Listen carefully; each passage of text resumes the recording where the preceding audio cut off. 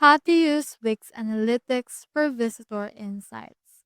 So we have in here our actual Wix dashboard. So for this one, just scroll down until you can see in here the analytics. So you can click on this overview straight here and you can see in here this new option which is the behavior.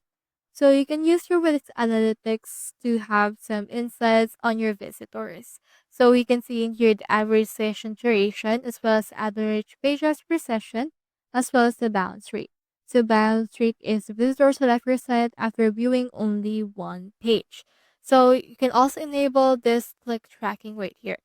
So you can click on this right here and once it's been enabled, anything or button clicks data will show in a couple of hours and you can see in here your top navigation flows.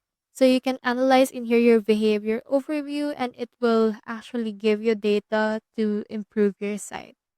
So that's how you use Wix Analytics for visitor insights. Hope we helped.